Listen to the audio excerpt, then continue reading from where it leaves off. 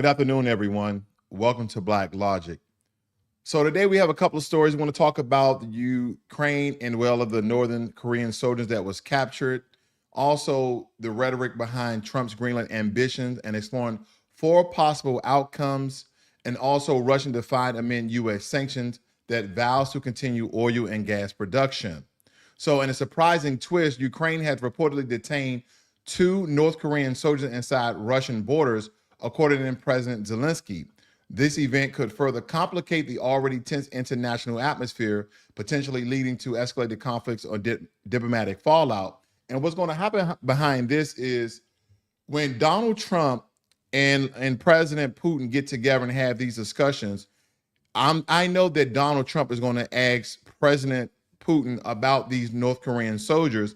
Is North Korean soldiers helping you to fight the war against Ukraine? Because now we have two countries who seems to be part of a dictatorship with Russia, North Korea, and by the way of China. So again, don't forget a lot of the wars we had previously in the past, we've had these same players fighting together. And now we see another party as large as North Korea, because I believe that North Korea has over 1 million soldiers in their army as well. And they could be lending them out to Russia for oil and gas, because Putin came out very steadily and stated that no matter the U.S. sanctions that put on Russia, we're still going to do contracts. We still are going to make money from Russian oil and Russian gas. So that's something to be looking out for as well. Now, former President Donald Trump has made headlines again with his proposal to acquire Greenland. This bold geopolitical move could lead to various scenarios ranging from international disputes that is strategic expansion of America. And so we need to analyze four possible outcomes of Trump's Greenland saga. And there's a plan going forward, because we understand that Greenland by the way of Denmark, and we're looking at those NATO countries all together. Could this be a way that America essentially leaves NATO? Because Trump has hinted those particular sentiments that we could be leaving NATO. So if we leave NATO, do we not no longer have allies that are part of the NATO union altogether? Because a lot of those countries are from Europe. So if we look at these four possible outcomes that could happen, one could be going to war with Denmark. Two, going to war with NATO countries. Three, what other NATO countries will come on board and fight with us against Greenland and Denmark? And then four, could we simply buy Greenland from Denmark? Even though Greenland officials stating that Greenland is not for sale, well, if we go to Denmark, then it's a possibility that Greenland could get sold, especially if we have Greenland on our side. So those are some of the things that I think the administration would be looking at if the rhetoric behind these comments are serious enough for these things to occur. Despite facing U.S. sanctions, as I stated before, Russia remains steadfast in its commitment to continue its oil and gas operations. This defiance could disrupt global energy markets and exacerbate the already strained relations between Russia and the United States, because you can put sanctions on anything you want. I'm still going to conduct business. So there's a lot of people who deal in big business, who deal in small trade deals. If other people are not willing to do business with you, what are you going to do? You're going to find people who are going to do business with you. I'm pretty sure India is going to do business with Russia. China is going to do business with Russia. North Korea would do business with Russia. Because don't forget, a lot of these countries already named makes up what we call the BRICS. Brazil, Russia, China, India, Saudi Arabia, all these countries, as well as South Africa, all these countries are part of the BRICS. And there's a lot more countries that don't make up the name or the acronym, the BRICS, B-R-I-C-S, but nonetheless, these are some of the countries that are part of it. So Russia can still sell their gas, Russia can still sell their oil, and they can still become very, very profitable. What I'm hoping is that the war between Ukraine and Russia ends in a very peaceful deal when Donald Trump gets into office, because it seems as though nothing's going to happen until he gets into office. And again, this is not about hating a person or the way they go about things. This is about making America first and not sending billions of dollars to Ukraine. We've sent over $200 billion to Ukraine. We have inflation at 2.75%, groceries high, gas is high. We have all these things very expensive because unfortunately, when we had the Democratic Party in office, they was giving money to all these foreign wars, Ukraine, Israel, illegal immigration, that rose everything up in America. And here's the thing. I know people are very stride against Donald Trump. They don't really like him per se being the president. Who cares? He's the president. We should support the policies. We don't have to support the man, but we should be banking for the betterment of America altogether. We should want the best for our people, regardless who is in office. I would have the same comments if Kamala Harris was in office. I would have the same comments if Biden is in office, because we can do the personal ad hominem attacks against people, but at the end of the day, isn't it we should be looking far forward for the betterment of the American people, rather well, he's a convicted felon. Okay, so he's still president.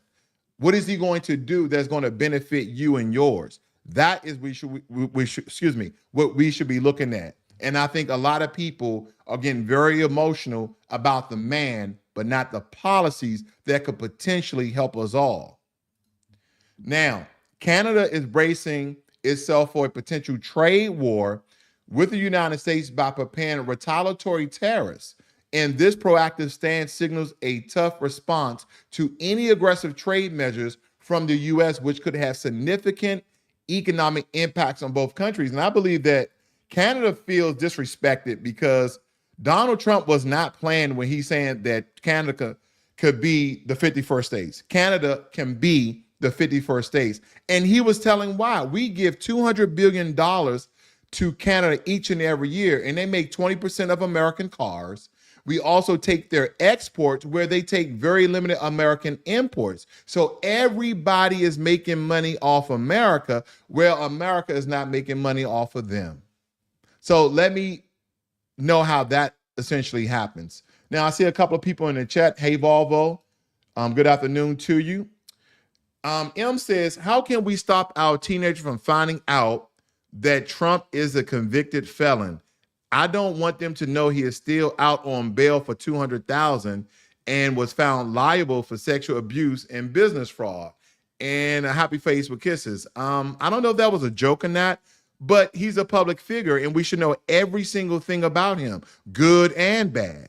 See, that's the thing. Just because we may side with one side, whether it be the Democrats and liberals or the Republicans and conservatives, that we should side or be on somebody's side in defense for them. No, if they did a certain thing and it was proven in court, then that's what it is. He's a convicted felon, but that doesn't stop him from being president. So there you have it. I mean, I don't know what else to tell you on that one.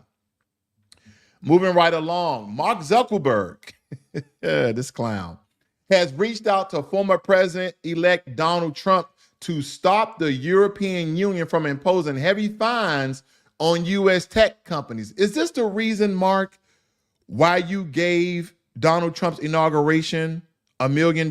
Is this the reason why you are moving the Meta headquarters to Texas? I'm just asking for a friend, because all of a sudden you seem very conservative. At first you was very liberal because, you know, you was fact checking, and then you changed your platform to community notes like X, also known as Twitter by the way of Elon Musk. I'm wondering, what are you doing? Like, this is all a ploy, possibly, allegedly, that Mark Zuckerberg is doing to get some protection from Donald Trump. Pull up your pants and take one for the team. That's what I say. Just pull up your pants, big boy. Next, healthcare is back on the table, and they're thinking about eradicating or dismantling Obamacare, also known as the Affordable Health Care Act. Now, the proposed changes aim to reduce premiums and expand coverage. That could be a good thing if that's possible. This could be a game changer for a lot of Americans, millions of Americans, mostly those in underserved and low impoverished communities. However, opposition argues that the costs are too high, and I'm trying to figure out, where do the American people stand with this? Because I've heard some great things about Obamacare. I necessarily don't have it. I necessarily don't need it. But nonetheless, I heard some good things about it. Now, if it helps more people than it hurts, is that a good plan? Could there be a better plan? But of course it could. Do you guys believe in universal health care like Canada and other European nations? I just don't know if that's part of it. Because again, we give billions of dollars in our foreign budgets to all these countries around the world that keeps their GDP and their economy up. So these are some of the questions that I have, and I'm pretty sure you guys want to know that as well. Switching gears to the economy, the Federal Reserve just released its latest report, and believe me, family, it's a mixed bag. On one hand, unemployment rates are holding steady, but inflation is not letting up, squeezing the average American wallet, and how this will impact your day-to-day. So let's kind of break this down. It states here, and this is coming from usinflationcalculator.com, the annual inflation rate for the U.S. was 2.7% for the 12th month ending in November, compared to the previous rate increase of 2.6%, according to the U.S. Labor Department data published on December 11th of last year. And there's just a lot going on when it comes to our inflation. And hopefully when Elon Musk and Vivek Ramaswamy be the department heads of the Department of Government Efficiency, they can cut at least $1 trillion up to $2 trillion off, which then will have inflation to deflate and things can become affordable again. Lastly, climate change, a topic that cannot be ignored, is 8 inches of snow in Dallas, Texas. We have wildfires that's burnt over 1,000 homes in LA in 2 different communities, okay? So there is something to be said here, because recent storms also has left parts of the East Coast devastated, prompting renewed calls for aggressive climate action. Legislation is in the works, aiming to boost the federal funding for renewable energy projects. But again, it's a race against time, and also Mother Nature is not waiting. I thank you all for joining me here today. You guys have a great and wonderful afternoon. This is Blacklogic.